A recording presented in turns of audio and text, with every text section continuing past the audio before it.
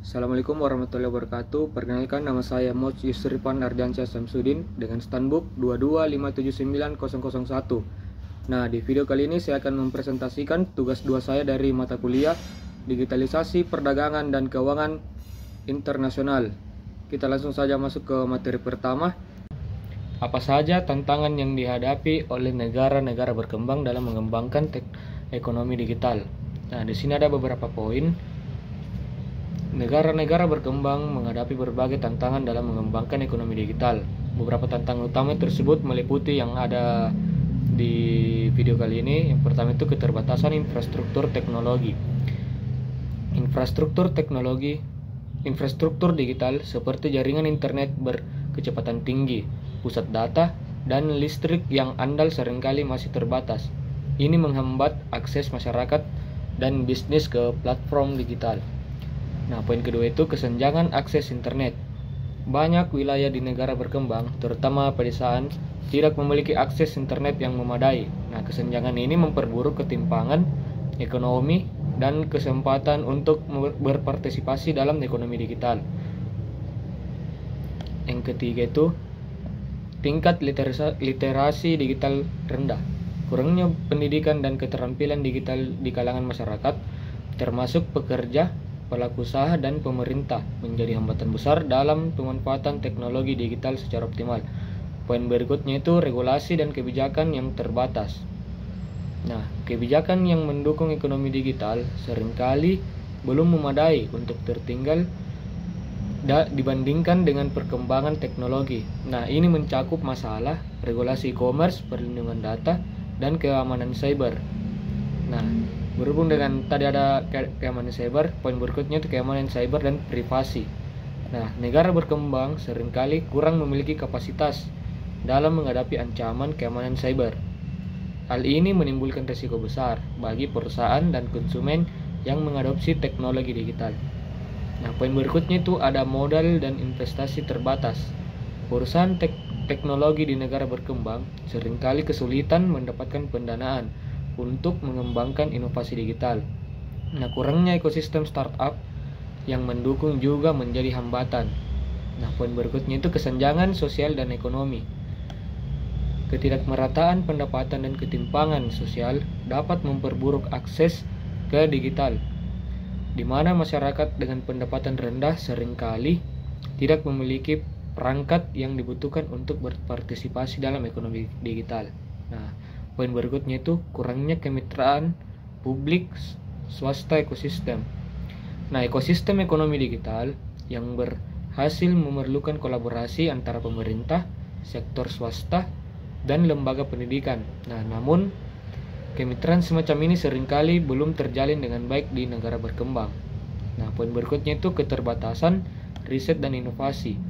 Keterbatasan dalam penelitian dan pengembangan atau biasa disingkat dengan R&D serta inovasi teknologi membuat negara berkembang sulit bersaing dengan negara maju dalam hal menciptakan solusi digital yang relevan. Nah, poin berikutnya hambatan bahasa dan budaya. Nah, kurangnya konten lokal dan hambatan budaya juga menjadi kendala, terutama dalam hal adaptasi teknologi dan platform global yang seringkali tidak sesuai dengan kebutuhan dan bahasa lokal. Nah, kesimpulan di materi pertama ini, untuk mengatasi tantangan ini, negara-negara berkembang itu perlu meningkatkan investasi dalam infrastruktur, pendidikan, regulasi yang adaptif, serta memperkuat kemitraan antara berbagai pihak dalam ekonomi sistem digital, mau itu pemerintah atau swasta. Nah, kita masuk ke materi kedua, bagaimana peran pemerintah dalam mendorong pertumbuhan ekonomi digital. Nah, di sini ada beberapa poin. Pemerintah memiliki peran kunci dalam mendorong pertumbuhan ekonomi digital di suatu negara, terutama di negara berkembang yang menghadapi berbagai tantangan. Nah, berikut ini ada beberapa poin penting. Yang pertama itu pengembangan infrastruktur digital. Pemerintah perlu berinvestasi dalam infrastruktur teknologi seperti jaringan internet berkecepatan tinggi, pusat data, dan penyediaan listrik lainnya. Tanpa infrastruktur yang memadai, ekonomi digital tidak dapat berkembang. Selain itu, program untuk memperluas akses internet ke daerah pedesaan dan terpencil sangat penting untuk mengatasi kesenjangan digital. Nah, contohnya itu seperti pusat kota, kita bandingkan pusat kota dengan pedesaan-pedesaan di Papua. Nah, poin berikutnya itu regulasi dan kebijakan yang mendukung. Nah, pemerintah harus merancang kebijakan yang mendukung ekonomi digital, termasuk regulasi e-commerce, perlindungan data pribadi, keamanan cyber, serta perpajakan yang adil bagi perusahaan teknologi. Kebijakan ini perlu adaptif terhadap perkembangan teknologi agar tidak menghambat inovasi. Nah, poin berikutnya itu penguatan literasi digital dan pendidikan. Nah, pemerintah dapat mengembangkan program pelatihan dan pendidikan yang fokus pada peningkatan literasi masyarakat digital.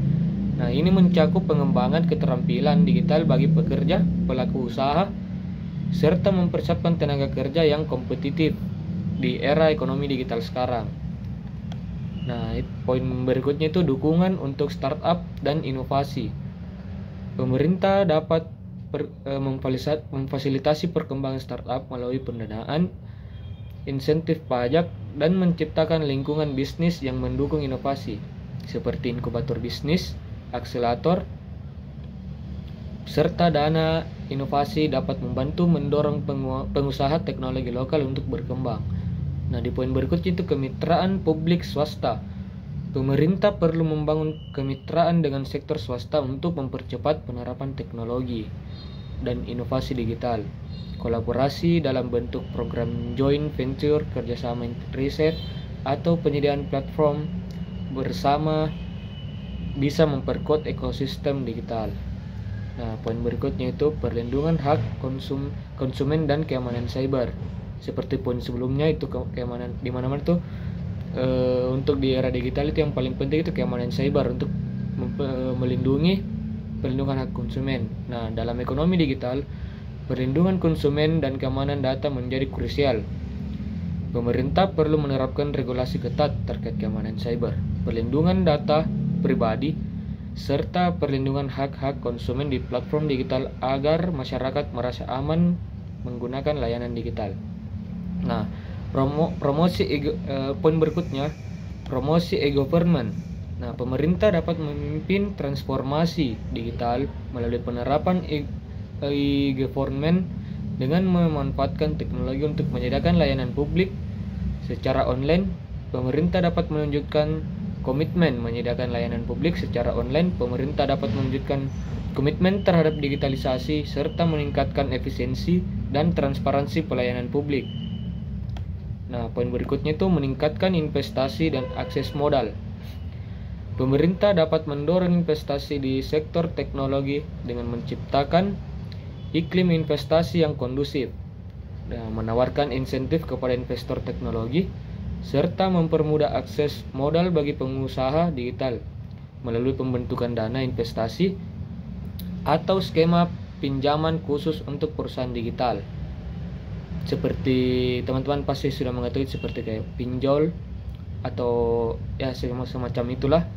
Nah, poin berikutnya itu mendukung riset dan pengembangan teknologi. Melalui pendanaan penelitian dan inovasi, pemerintah dapat membantu universitas, lembaga penelitian, dan sektor swasta untuk mengembangkan teknologi baru ini untuk mendorong perkembangan teknologi lokal dan menciptakan solusi yang sesuai dengan kebutuhan pasar domestik. Nah, di poin berikutnya, mendorong digitalisasi UMKM. Nah, pemerintah dapat membuat program khusus untuk membantu usaha mikro, kecil, dan menengah beralih ke platform digital, termasuk memberikan pelatihan, subsidi, atau insentif untuk penggunaan sektor digital. Digitalisasi UMKM akan memperluas pasar dan meningkatkan daya saing mereka. Nah, di materi ini, kesimpulan dari materi kedua ini, dengan berperan aktif berbagai aspek ini, pemerintah dapat menciptakan ekosistem yang kondusif untuk pertumbuhan ekonomi digital yang inklusif, berkelanjutan, dan merata. Nah, itu tadi poin kedua.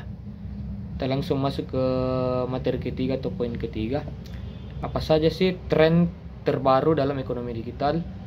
Yang perlu diperhatikan, beberapa tren terbaru dalam ekonomi digital yang perlu diperhatikan. Transformasi digital saat ini meliputi perkembangan teknologi, perubahan perilaku konsumen, dan inovasi bisnis yang semakin memanfaatkan digitalisasi. Nah, di sini ada beberapa poin seperti di atas tadi poin-poin sebelumnya. Yang pertama itu kecerdasan buatan atau AI dan pembelajaran mesin atau biasa disingkat dengan ML. Nah, AI dan ML terus mengalami perkembangan pesat dan diterapkan di berbagai sektor seperti perbankan, kesehatan, retail, dan manufaktur. AI digunakan untuk otomatisasi proses bisnis, analisis data yang lebih mendalam, personalisasi layanan digital, hingga chatbot yang mendukung interaksi pelanggan. Perkembangan AI generatif juga. Nah, poin kedua, ekosistem e-commerce yang terintegrasi. E-commerce terus berkembang, terutama dengan meningkatkan belanja online dan munculnya super apps seperti Shopee, Lazada, dan e-commerce lainnya. Nah, poin ketiga, transformasi digital dalam UMKM. Usaha mikro, kecil, dan menengah semakin mendorong untuk beralih ke platform digital, baik untuk penjualan produk maupun manajemen bisnis. Digitalisasi UMKM semakin penting karena platform e-commerce, media sosial, dan pembayaran digital seperti QRIS semacam itu kini menjadi komponen utama dalam mencapai pasar yang luas.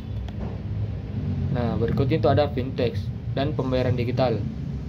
Nah, di sektor ini fintech, financial teknologi seperti layanan keuangan atau pembayaran melalui internet seperti yang saya sebutkan sebelumnya seperti pembayaran QRIS. Nah, itu. Nah, di poin berikutnya itu Internet of Things atau IoT dan 5G. IoT memungkinkan berbagai perangkat dan sensor untuk saling berhubung dan berkomunikasi, memfasilitasi otomatisasi dalam berbagai bidang seperti rumah pintar, kota pintar, dan industri 4.0 ditambah dengan hadirnya jaringan 5G. Nah, poin berikutnya itu cloud computing dan edge computing. Nah, pengguna cloud computing terus meningkat, di mana perusahaan semakin bergantung pada penyimpanan data dan pengelolaan aplikasi berbasis awan. Selain itu, edge computing juga sangat dibutuhkan oleh pelaku-pelaku usaha di bidang teknologi digital. Nah, platform ekonomi digital dan gig ekonomi. Platform ekonomi semakin dominan, di mana perusahaan seperti Grab, Gojek, Uber, dan Airbnb menawarkan platform digital yang menghubungkan penyediaan layanan dengan konsumen.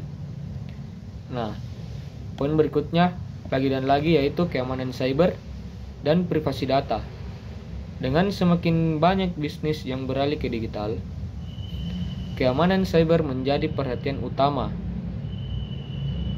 Serangan cyber yang semakin canggih memaksa perusahaan dan pemerintah untuk meningkatkan sistem keamanan mereka. Privasi data juga menjadi fokus penting dengan regulasi seperti GDPR. Nah, poin berikutnya, keuangan terdesentralisasi atau biasa disingkat dengan DeFi dan mata uang kripto. DeFi dan mata uang kripto seperti Bitcoin dan Ethereum menjadi tren besar dalam ekonomi digital. Sistem ini menawarkan layanan keuangan yang tidak bergantung pada lembaga perbankan tradisional, memanfaatkan teknologi blockchain untuk menciptakan ekosistem keuangan yang lebih terbuka. Nah, poin berikutnya itu ada metaverse dan augmented reality, atau biasa disingkat dengan IR, virtual reality dan VR. Nah, kesimpulan yang bisa diambil di Materi ketiganya itu adalah teknologi ramah lingkungan dan keberlanjutan dalam ekonomi digital.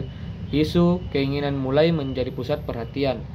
Dengan semakin banyak perusahaan teknologi yang fokus pada pengurangan jejak karbon dan penggunaan energi terbarukan, teknologi hijau atau green tech yang meliputi energi bersih, efisiensi energi, dan pengelolaan sumber daya berbasis teknologi menjadi tren paling penting dalam membangun ekonomi digital. Itulah materi yang bisa saya sampaikan pada video kali ini. Assalamualaikum warahmatullahi wabarakatuh.